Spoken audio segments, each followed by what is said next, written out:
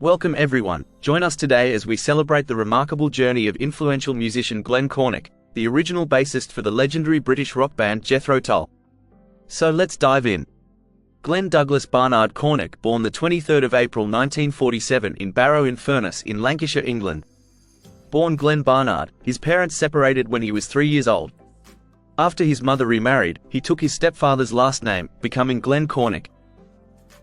Glenn discovered his love for music at a young age and attended Barrow-in-Furness Grammar School for Boys. Inspired by the Shadows, he got an acoustic guitar at 15 and learned some chords.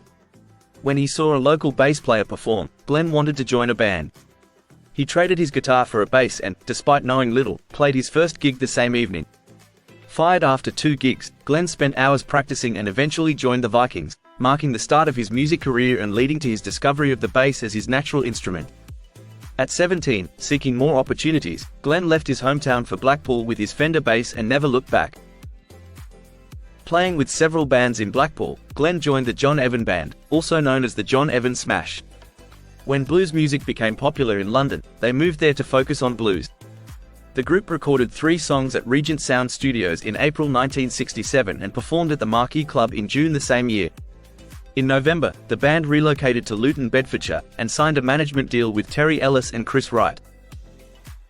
Replacing Neil Smith with guitarist Mick Abrahams, the band quickly realized that supporting a 6-piece lineup was financially impractical and disbanded. Ian Anderson, Mick Abrahams, and Glenn stayed together, recruiting Abrahams's friend Clive Bunker on drums, with Evan was told he could rejoin later. Anderson shared a flat with Glenn in Luton and worked as a cleaner to pay rent. Glenn recalled their poverty, often sharing a single can of stew or soup for dinner. The new band struggled to get repeat bookings and frequently changed names to continue playing in London clubs, using aliases like Navy Blue and Candy Coloured Rain. Their booking agent's history enthusiast staff gave them the name Jethro Tull, which stuck after the Marquee Club manager offered them a weekly residency whilst using the name. The band name Jethro Tull was inspired by an 18th-century agriculturist. In a 2006 interview, Anderson admitted he hadn't realized it was the name of a dead guy who invented the seed drill. "I thought our agent had made it up." He mentioned that if he could change one thing in his life, it would be the band's name to something less historical. The band recorded Sunshine Day, with producer Derek Lawrence, and song Aeroplane, an old John Evan band track, as the B-side. Released in February 1968 on MGM Records, their first single was a fiasco, credited to Jethro Tull. Glenn speculated it was an act of spite by the producer, misspelling their name. The correctly spelled version is a counterfeit made in New York. Their next single, A Song for Jeffrey, followed. Their big break came at the National Jazz and Blues Festival in August 1968, where their performance received a rapturous reception and positive reviews. Glenn recalled, "From that moment on, we were a big band." The band's debut album, This Was, recorded from June to August 1968 and released in October, reached number 10 on the UK charts. It featured original tracks and Cat Squirrel, a blues by Dr. Ross showcasing Mick Abrahams's style. Abrahams left in December, prompting brief stints by Tony Iommi of Earth, later Black Sabbath, and then Martin Barre, who joined permanently in December 1968 after impressing with new song styles at an audition. After Barre joined, the band toured Scandinavia supporting Jimi Hendrix and then embarked on a US tour with Led Zeppelin and Vanilla Fudge. They gained a large following, prompting management to request a hit single from Anderson, now the band's main songwriter.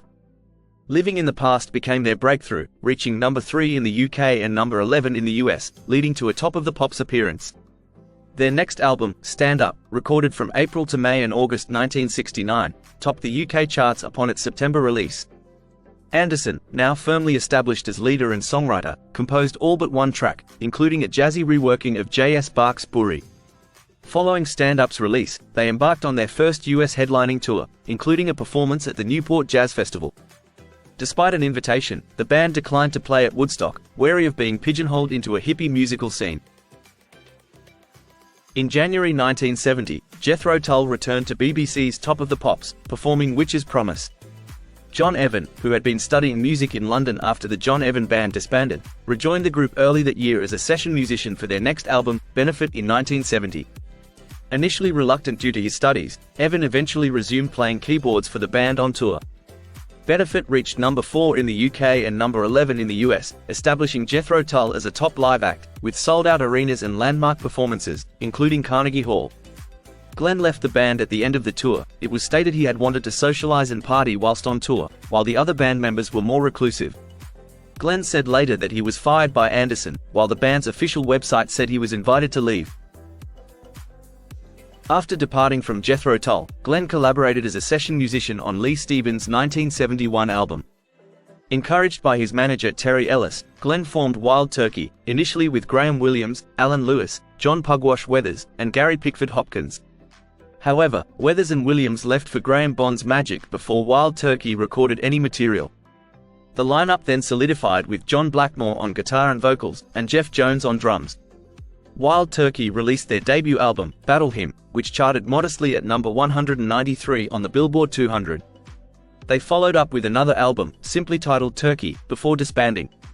Despite touring extensively in Europe and the USA, including with Black Sabbath, Glenn reflected that the band didn't dedicate enough effort to improving their musical craft and treating music as a serious profession. Regarding the band name Wild Turkey, Glenn noted it wasn't chosen for any specific reason and came from several suggestions at the time. Though they enjoyed touring and had fun experiences, Glenn acknowledged it didn't significantly advance their careers. Glenn subsequently joined the German band Carthago, contributing to their album Rock and Roll Testament. He then relocated to Los Angeles, where he co-founded the band Paris with guitarist Bob Welch, formerly of Fleetwood Mac, and Tom Mooney on drums. They released a self-titled album, Paris, in 1975, and later replaced Mooney with Hunt Sales. In 1976, they recorded Big Town 2061, before disbanding in 1977. In 1996, Glenn took part in a Jethro Tull tribute album titled To Cry You a Song, a collection of Tull tales, where he played on tracks like Nothing Is Easy, To Cry You a Song, New Day Yesterday, Teacher, and Living in the Past. He collaborated with former Jethro Tull members Clive Bunker, Mick Abrahams, and Dave Pegg, alongside musicians John Wetton, Glenn Hughes, Robbie Steinhardt, Wolfston, and Keith Emerson. During the early 2000s, 2 live albums from Wild Turkey were released, Final Performance in 2000, and Live in Edinburgh in 2001. In 2006, Glenn, along with Pickford Hopkins, Dyke, and Girl, who had been part of earlier albums, recorded the 4th studio album You and Me in the Jungle. Joining them were Graham Williams, John Pugwash Weathers, and former Jethro Tull drummer Clive Bunker, all of whom had collaborated with Glenn in the past. Personally, Glenn was married twice. His first marriage was to Judy Wong, Fleetwood Mac's secretary, from March 7, 1970, until 1972. His second marriage was to Bridget Martinez Cornick, which lasted until his passing. He has 3 children.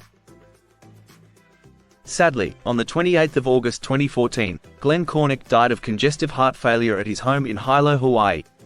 His son Drew Cornick said his 67-year-old father had been receiving hospice care and was brilliant and cantankerous until the day he passed away. In addition to his son Drew, Glenn is survived by his wife, Bridget Martinez Cornick, a daughter, Molly Cornick, and another son, Alex Cornick. And there you have it. Thank you for joining us in honoring the life of Glenn Cornick. His innovative bass lines and unique style have left an indelible mark on the world of rock music. Don't forget to like and subscribe for more videos just like this. Take care and bye for now.